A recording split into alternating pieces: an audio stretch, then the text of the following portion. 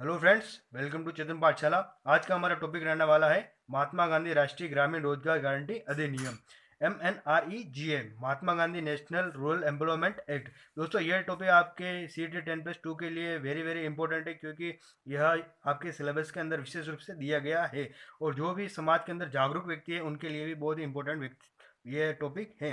तो बात करते हैं इस अधिनियम के बारे में। तो पहली बार यह अधिनियम किसके रूप में आया था? नरेगा के रूप में आया था, नेशनल रूरल एम्प्लॉयमेंट एक्ट के रूप में आया था। और 2 अक्टूबर 2009 से मनरेगा कर दिया गया कि 2 अक्टूबर 2009 से इसका नाम क्या कर दिया गया? मनरेगा कर दिया गया। पहली बार 1991 में प्रस्तावित किया गया। किसके द्वारा? PV नरसिम्हा राव थे अपने प्रधानमंत्री, उनके द्वारा। वो लागू कब किया गया? अब लागू के बारे में बात करते हैं। 2005 में संसद द्वारा स्वीकार किया गया और भारत में 625 जिलों में लागू किया गया। सबसे पहले कितने जिलों में लागू किया गया? 625 जिलों में लागू किया गया। और 5 सितंबर 2005 को राष्ट्रपति की सहमति द्वारा लागू हुआ यह एक्ट। और संसद के दो पहलू होते हैं दोस्तों, राज्यसभा, लोकसभा। कोई भी विधेयक यदि जाता है राज्यसभा के अंदर तो वो पारित होकर आगे लोकसभा के अंदर जाता है। और अभी राज्यसभा के सभापति कौन है? जगदीप धनखड़, वो उनका संबंध भी अपने राजस्थान से है। और लोकसभा के कौन है अध्यक्ष, प्रोटेम स्पीकर? अपने ओम बिरला, उनका संबंध भी राजस्थान से है। और 1 अप्रैल 2008 से भारत के सभी जिलों में यह लागू हो गया। क्वेश्चन आ जाएगी, भारत के सभी जिलों में कब लागू हुआ मनरेगा एक्ट? तो 1 अप्रैल 2008 से आपके सभी जिलों में लागू हो गया था। और अगर क्वेश्चन आ जाए कि राष्ट्रपति की सहमति द्वारा कब लागू हुआ, तो 5 सितंबर 2005 को लागू हुआ। और अपने को तो राजस्थान का एग्जाम देना है, तो अब बात करते हैं अपने राजस्थान एग्जाम के बारे में। राजस्थान में शुरू। तो दोस्तों, ये डेट बहुत ही इंपॉर्टेंट है, 2 फरवरी 2006, क्योंकि इस दिन राजस्थान में अपने लागू हुआ था। और मनरेगा दिवस भी अपने 2 फरवरी को मनाया जाता है। तो कहाँ हुआ था? उदयपुर के अंदर। बहुत ही इंपॉर्टेंट जिला है, क्योंकि सबसे पहले उदयपुर जिले के अंदर हुआ यह। और अपने पंचायत समिति कौन सी थी? जाडोल पंचायत समिति उदयपुर की।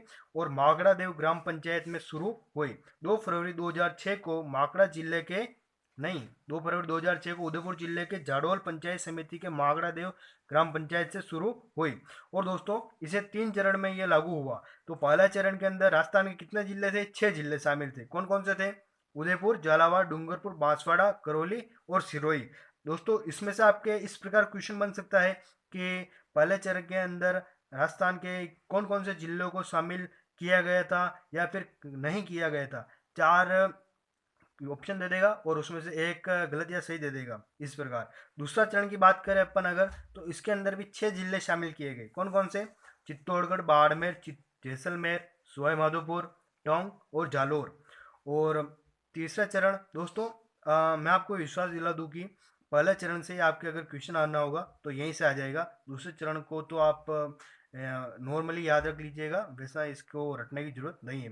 बात करें तीसरे चरण के बारे में, तो दोस्तों तीसरे चरण के अंदर यह संपूर्ण भारत के सभी ग्रामीण क्षेत्रों में शुरू हो गया। मनरेगा भारत के सभी जिलों में लागू हो गया। आगे हम बात करें, यदि यदि आगे हम बात करें इसके अंदर कौन कौन लाभार्थी होंगे, तो ग्रामीण अकुशल वयस्क इसके अंदर लाभार्थी होंगे। अकुशल का मतलब जिसके पास कोई स्किल नहीं है या फिर कोई पढ़ा लिखा नहीं है, और तो वो इसके अंदर होगा और इसको अंदर रोजगार मिलेगा।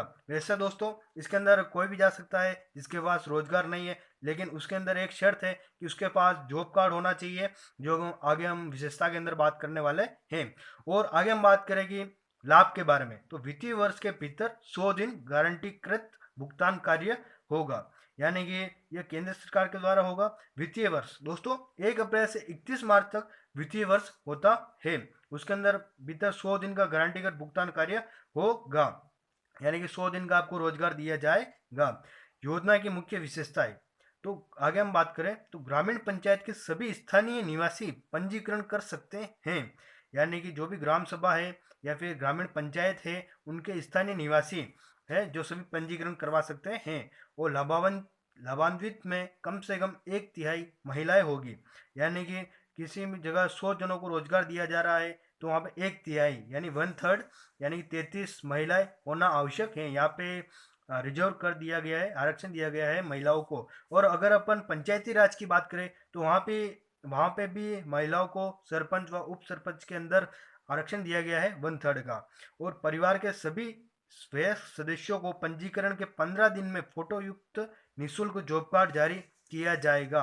यानी कि किसी ने आवेदन किया है तो उसको 15 दिन के भीतर भीतर उसको फोटो युक्त निःशुल्क जॉब कार्ड जारी किया जाएगा।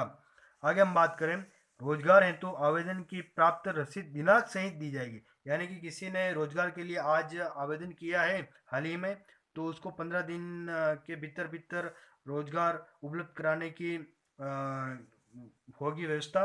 और यदि रोजगार के लिए आवेदन प्राप्त रसीद है उसके पास तो दिनांक सहित दी जाएगी। ठीक है दोस्तों, आगे हम बात करते हैं। अगला पॉइंट देखें तो आवेदन की दिनांक के 15 दिन के भीतर रोजगार उपलब्ध करवाने की गारंटी होगी। यदि 15 दिन के भीतर रोजगार उपलब्ध नहीं हुआ तो बेरोजगारी भत्ते का भुगतान किया जाएगा। दोस्तों, आपने यदि कि 1 तारीख के अंदर आवेदन किया है तो 15 तारीख तक आपको रोजगार उपलब्ध करवाने की गारंटी होगी सरकार द्वारा।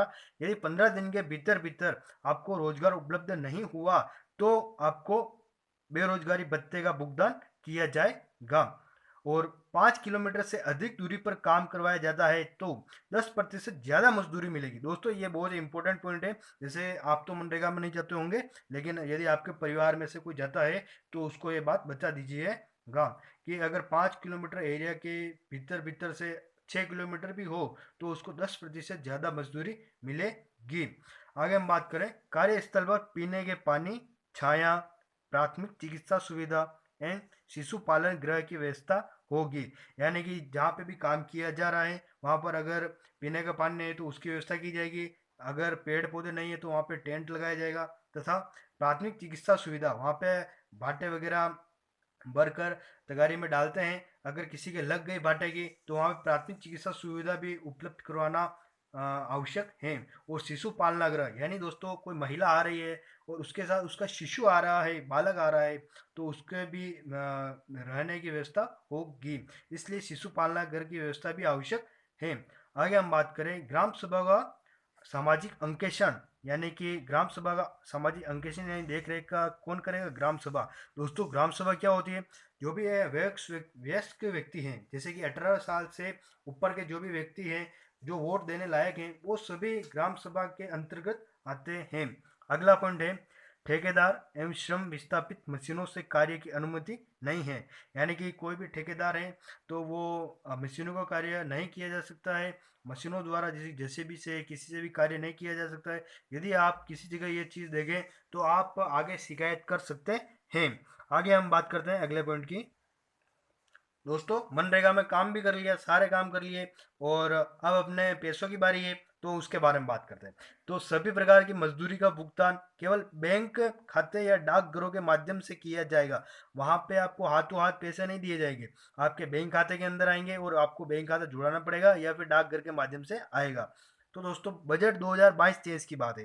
तो मुख्यमंत्री श्री अशोक गहलोत ने मनरेगा में 100 दिन के रोजगार को 125 दिन करने की घोषणा की तथा इसमें 700 करोड़ रुपए खर्च होंगे, जिसका वहन राज्य सरकार द्वारा किया जाएगा। दोस्तों, 2022-23 के बजट में श्री अशोक गहलोत ने, अपने मुख्यमंत्री हैं, उन्होंने घोषणा की कि केंद्र सरकार द्वारा यह इस योजना के तहत 100 दिन का रोजगार दिया जाता है, लेकिन अपने राजस्थान के अंदर 25 दिन का अतिरिक्त रोजगार दिया जाएगा। तो उस 25 दिन के अतिरिक्त रोजगार के अंदर कितने वहन किए जाएंगे राज्य सरकार द्वारा?